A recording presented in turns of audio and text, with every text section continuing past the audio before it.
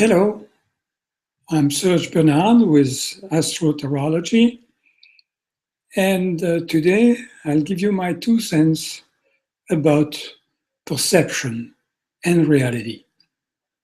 This is an important topic that we don't spend enough time to think about, but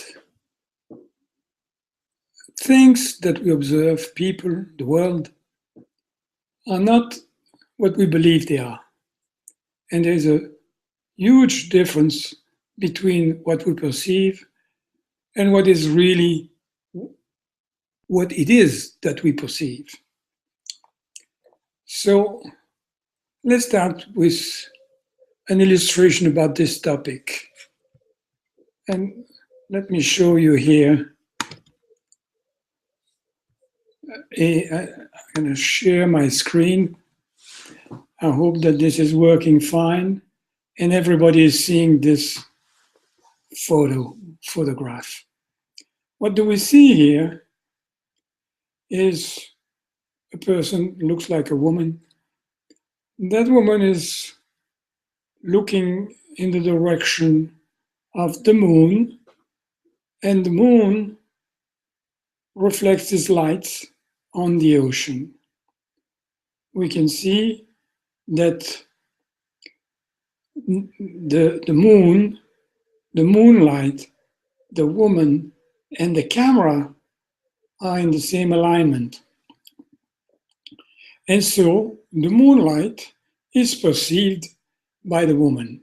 The woman is perceiving the moonlight. Camera too, but the camera would need a photographer or anybody.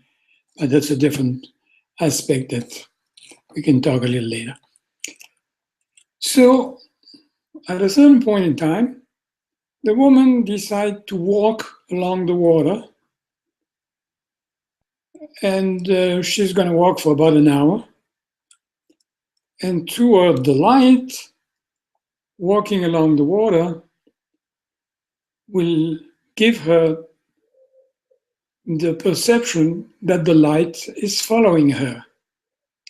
So let's say that she would stop after 1 hour and the moonlight has followed her. But at the same time, when she arrived there, the camera hasn't moved and see exactly the same moonlight as we're seeing on this photograph. So the question is, how come that the ocean between this view and the view after 1 hour of walk is not completely white? Why isn't the ocean totally white? Well, it's a matter of perception. So let me just now show you my face instead of this image. Keep this image in mind, it's easy to remember. Let me find out here, how do I go back to show you? No, here I am, I hope you see me. And so let me talk to you about what this, this perception issue is. Let me just make sure that I have everything set up right. Let me just make sure. I'm trying to discover here some features and I'm not totally sure how it works.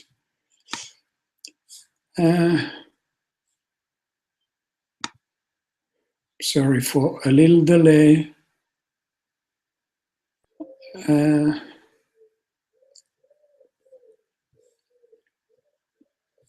Okay, I see what I should do. Okay, I hope you keep seeing me. And the question was, how come that this ocean surface between the camera and the woman is not all white? So what's happening? The woman is perceiving the moonlight. Thus, that light can only be visualized if there is an observer. Then the next question is, what is happening on the ocean surface when there are no observer? Well, the ocean surface on a full moon night must then be different than on a zero moon night, let's say on a new moon, for instance, or a clouded moon. The moonlight, in fact, activates some energy waves on the ocean surface that the observer's eyes captures and transmit to the brain, who will decode them into images. So the reality of the moonlight consists of visual waves. And the image of the moonlight is not on the ocean, but in the observer's brain. Well, let me repeat this because this is probably the most important thing that you will discover if you have never thought about this, that the image of the moonlight is not on the ocean, but it is in the observer's brain. So, visual perception is all about the conversion of the visual waves reality to images in the observer's brain. In the same way, the camera produces a photo, which is also made of visual waves of energy, that is perceived by an observer. The next question is, well, if this is the case for visual perception, maybe it may work for another one of our senses, let's say the sound, our hearing. And here comes a classical question about the tree in the forest. If a tree falls in a forest and no one is around to hear it, does it make sound? Well, the answer is no. The approach is the same as visual waves, reality, and image perception. When the tree falls, it creates a shock wave that can only be decoded as a sound by an observer's brain. Thus, the percussion of the fallen tree, which is the reality, only becomes a sound in the observer's head, which is the observer's perception. The brain functions like a radio that converts waves into sounds. So let's extrapolate this and see. The next question, is that true for all the other senses? Well, yes. Sight and hearing realities are energy waves perceived as images and sounds in the observer's brain, but the same approach would also apply to touch, smell, and taste. When we touch a table or move our hand in the surrounding air, we perceive either solidity or lightness. The reality lies touching waves of different densities. The perception is the touch sense in the brain's observer. The approach is the same for the smell and the taste. Thus, all five senses proceed by receiving sensorial real waves that are decoded in the brain. Then let's see if we can go further. What about the extrasensorial senses? Well, there's no reason why the approach for the five senses could not be extended to the five extrasensorial senses: emotions, intuition, imagination, inspiration, and consciousness. This confirms the assumption that our entire life is all about perception. The 10 different senses, realities, are energy waves whose representations are in our brain perception. Life is all about perception. No two persons have the same real wave perception and are subjective by nature. As a result, we have a fantastic lesson to learn, is that to address a conflict, two subjective parties should always start by healing their own perception. Now, let's go towards another point. Since our life is all about perception that happens in our brain, the things, the people, and the world are what we call the observed, that we perceived are all in our brain, the observer.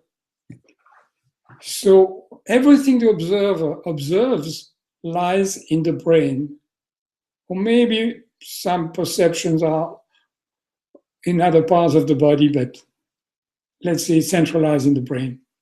Thus, the observer and the observed are part of the same person.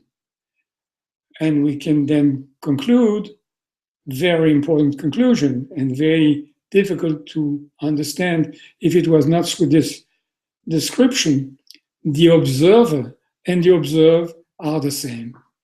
I'll repeat this. The observer and the observed are the same. Okay, well, that's it for perception and reality, but I won't leave it there because I'm going to show you another image, and it has another interesting conclusion. And let me just see here what I do to get to the, okay, that should not be too difficult.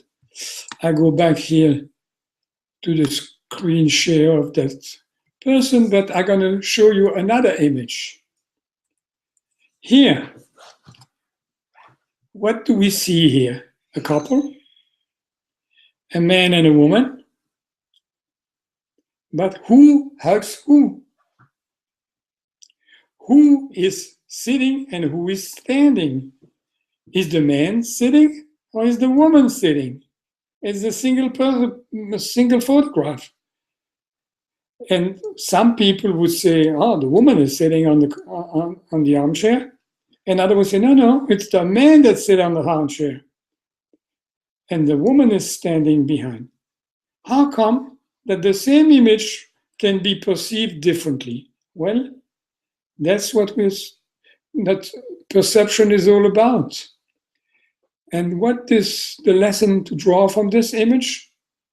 That both people who will see different things in this image are both right, because this image is tricky. And sometimes reality is tricky. But people have different perception, and it's not that one is right and the other is wrong. They're both right. So from all this, what we can draw as the lesson today is that it is possible that two people are perceiving different reality and being right, and being both right. So the next time we have a conflict with someone, let's consider very well that both can be right, because the perception is subjective by nature.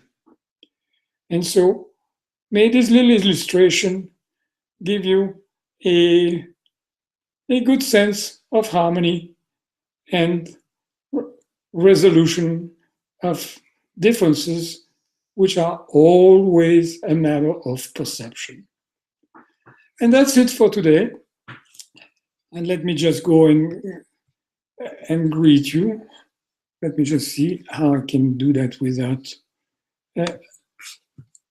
Okay. All right. I hope you see me again. And until next time, for another 2 cents, have a wonderful week.